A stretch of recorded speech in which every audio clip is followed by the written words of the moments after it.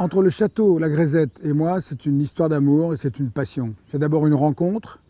En 1980, ce château était en mauvais état, il était en ruine, mais il était déjà flanqué au milieu de ses vignes. Et j'ai eu envie d'avoir une aventure avec ce bâtiment formidable et avec ce vignoble qui s'est avéré être un vignoble tout à fait exceptionnel. Il a été construit au début du XVe siècle, à peu près en 1430. C'était à l'époque une maison, ce qu'on appelait une maison médiévale, une grande maison. Et puis, à la Renaissance, il s'est enrichi de sculptures, d'ornements et de tours. Les tours que vous voyez sont des tours qui ont été construites en fait aux environs des années 1500. Il y en a 5.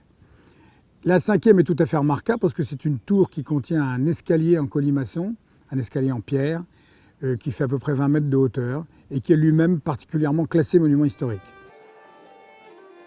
C'est un château qui a été construit au milieu des vignes et ce n'est pas le contraire. Donc c'est un château qui a été fait pour la vigne, fait pour le vin, fait pour la vendange, fait pour la fête et fait pour la qualité et l'excellence du vin.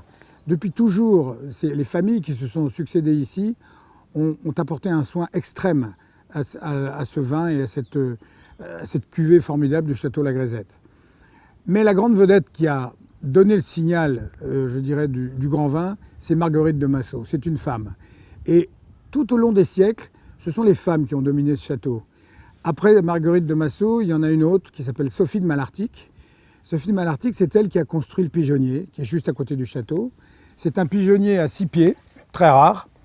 Et c'est un pigeonnier qui est lui aussi classé monument historique. C'est vrai que c'est le plus vieux château de Malbec au monde aujourd'hui. On a plus de 500 ans de vendanges. Les premières vendanges ont été en 1503.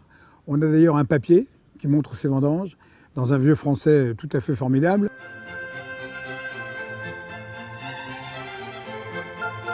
Alors cette histoire d'amour entre ce château et moi, c'est l'histoire d'une passion pour un château et l'histoire aussi d'une passion pour les vignes et pour le vin. Je ne suis pas un vigneron de passage, je suis un vigneron authentiquement passionné.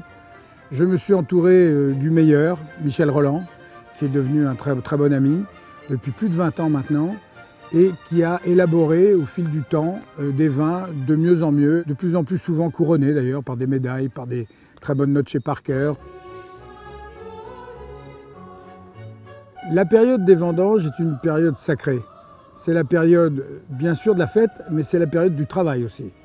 Et les vendanges à la Grézette sont entièrement faites à la main et les raisins sont également triés à la main. C'est un énorme travail et qui implique ici un coût très important.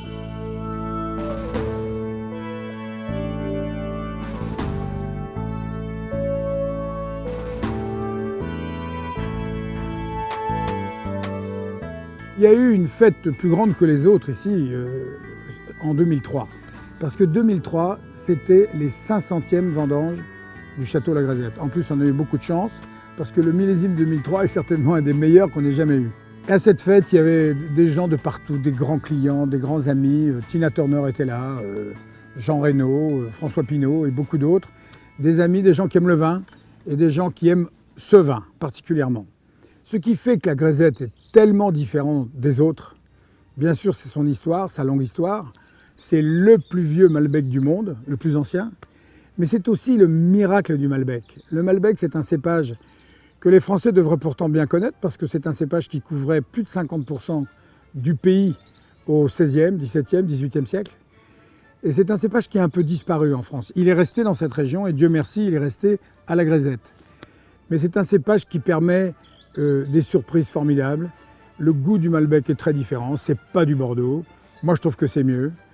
Et franchement, grâce à Michel Rolland, on a maîtrisé le Malbec mieux que personne. Et aujourd'hui, je suis très fier, très très fier de ce que la Grézette a donné et a donné à boire.